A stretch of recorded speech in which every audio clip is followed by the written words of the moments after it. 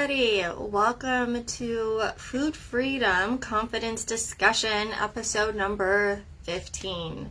If you are new to the group, welcome. If this is your first time watching, welcome. I'm Hannah Hips, and Sierra Spencer is hopping on right now, and we are your hosts.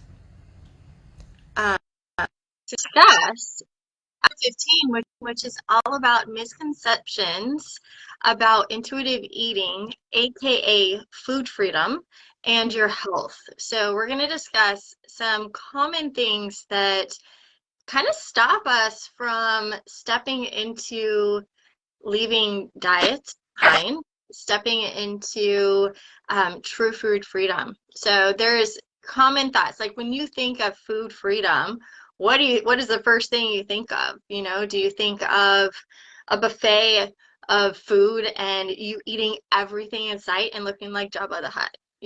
Or does it freak you out? Does it make you excited? Like there's so many different emotions around this because there's so many beliefs that we have what food freedom is or intuitive eating is. And so we're going to dive into what intuitive eating is, what it actually means, and you might be a little bit nervous about what's going to happen to your body when you start eating intuitively, when you let go of the rules and let go of the control that you've had over the years. And we feel you. We get it. And that's why we do these discussions, because we get you.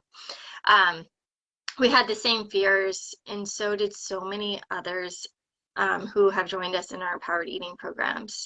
So we want to take a second today and talk about the 3 common misconceptions about intuitive eating and your health. So just in case you're still on the fence about ditching diet culture for good. So as I said, I'm Hannah Hips. This is Sierra Spencer. We are donut-loving, veggie-eating, eating psychology coaches and mind-body nutrition coaches. We love a variety of food. No food is off limits. And yet we care about our health. We are anti-diet because we are pro-health. It's so important that we heal our relationship with food, which is going to improve and enhance our health. So we talk a lot about diet culture and dieting, and it's the number one thing that we gotta let go of, really. It's not let go of control. It's not let go of anything. It's let go of dieting and everything that diet culture tells us. And we're all about rewiring your mind and your thoughts and your beliefs around food so you can be free. So a common question, I'm going to have Sierra, you answer this question. So I feel like I've tried intuitive eating and it didn't work. How do I know this is working for me? Yeah, it's such a good question, because we have people that come to us wanting to work with us from all different places. Some people have dabbled in intuitive eating. Some people don't even know what intuitive eating is, and that's fine. So basically, just in case you don't know what intuitive eating is basically the process of making a decision around food based on your internal hunger cues and other physical sensations, being able to listen to your body rather than trying to stick to a meal plan, food rules, what so-and-so said, or following a book, right? It's in other words, intuitive eating is the process of choosing to eat what makes you feel good in the moment, on a moment-to-moment basis, rather than trying to follow the shoulds that you should or shouldn't eat by some sort of external authority, or maybe even by your obsessive dieter mind. Like we talked about, Hannah just mentioned diet culture and diet mentality, right? So intuitive eating is basically what do I want to have for lunch? What do I feel would be good for me? What would satisfy me? What sounds good, rather than what should I eat? Okay. So in other words, intuitive eating is about pleasure, caring for your body, without having to follow diets and meal plans. So just in case you're I don't know what intuitive eating is, that's what it is. And if you feel like you have tried intuitive eating, or you've tried listening to your body and it didn't work, here's the thing. Our empowered eating programs that in our methods that we teach are an entirely different approach to just listen to your body, or intuitive eating that you might see on social media, or maybe you've already read books. Okay. You're not just in our programs, we don't just tell you to like eat a donut and then move on. Okay, so what happens is like we want to help you connect the dots. We want to help you with our specific framework to rewire your brain around food, right? We start to break down those food rules, those diet mentality stuff from the past that gets in our way, what our parents taught us, what, you know, like we were talking with a client yesterday who's like, you know, one of her good friends had an eating disorder. Like there's so many influences around us. We want to break free of those. And so if you leave some of these steps out and you've tried intuitive eating on your own, this is probably why it didn't work for you. So we teach this step-by-step process in our empowered eating programs. So the next thing we're going to talk about is 3 common challenges or pitfalls that people typically struggle with when they first start to begin intuitive eating. Yeah, so, number one, we make intuitive eating the hunger fullness diet. So we turn intuitive eating into a diet. Well, I can only eat when I listen to my body. I can only stop eating when my body feels full. We put so many rules on intuitive eating when really intuitive eating is to be more fluid. It is to be more variety and not so strict, right? The thing is with intuitive eating, it's going to look different every day. I think me and Sierra are going to do a class on this of like what it looks like to eat as an intuitive eater in one day. And you will notice like every day is going to look a little different depending on what's happening in your life. So if you keep feeling like you're falling off the wagon with intuitive eating, then you're making this into a diet, making that you're either on or off, and that is diet mentality. There's no on or off on this. It's like this, you're taking the road and weaving with the road. You're not off the road, you're just weaving with the road. You're going around a rock and you keep going on the road. So we have to be more relaxed around it. It's not a plan, it's not a diet.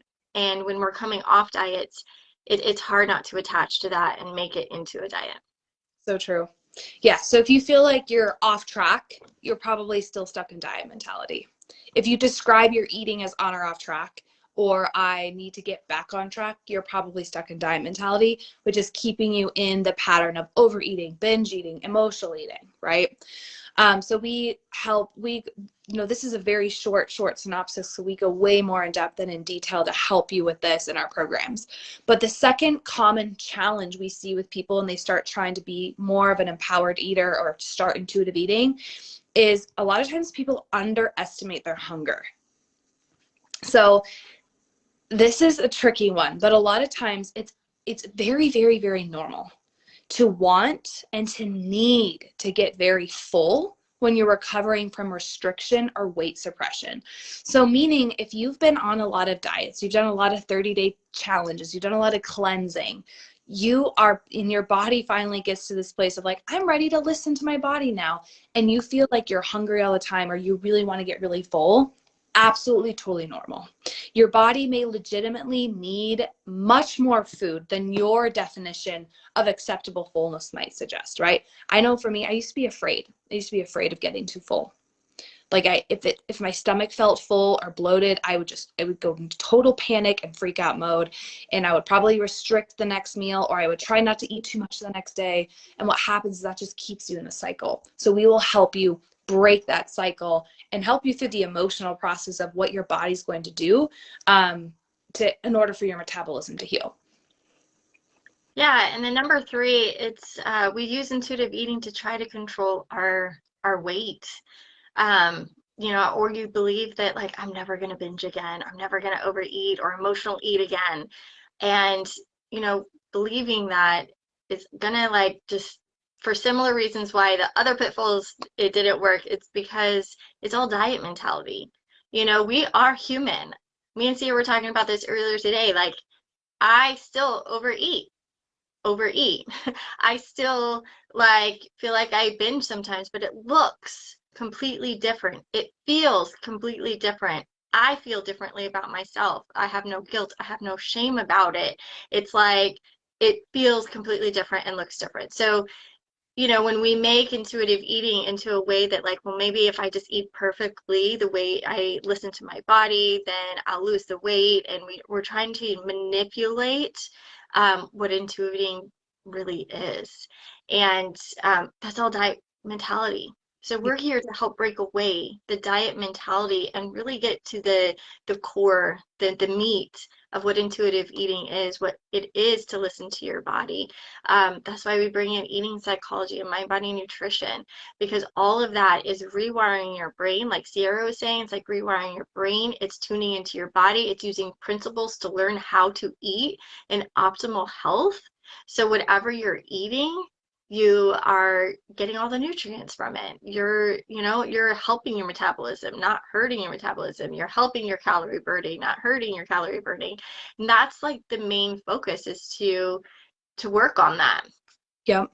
And, in my opinion, learning to listen to your body about what to eat is only one part of the total recovery equation. Like, it's important, but it's a one part, it's one aspect. You have to make the necessary mental and emotional shifts to truly let go of dieting and the diet mentality. That's the real challenge that a lot of people face, and they're in healing their relationship with food, is the mental and emotional shifts. And that's where, no offense, like the intuitive eat, if you like research or like read the intuitive eating book, that's great. But that's one piece of the pie to healing your relationship with food. It's really, really, really hard to do this on your own, because the mental and emotional shifts you need to let go of the diet mentality are a lot more challenging than what you could just read in a book.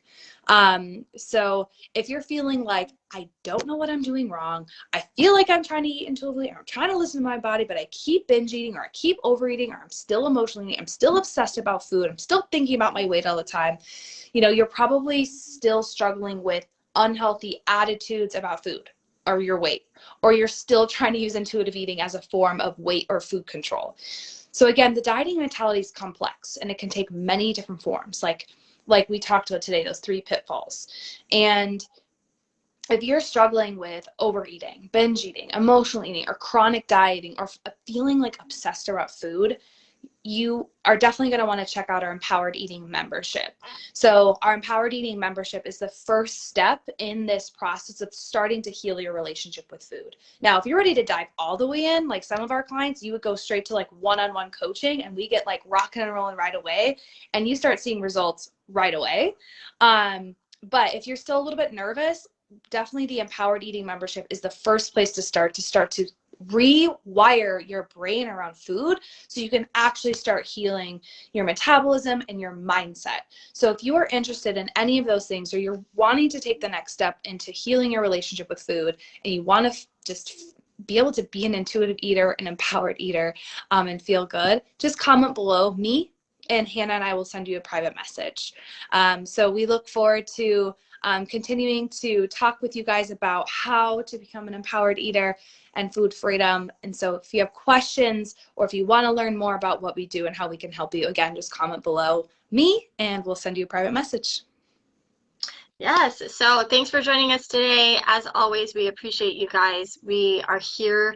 We are on your side on this journey, because it can be a scary journey. It can be hard. It can be confusing.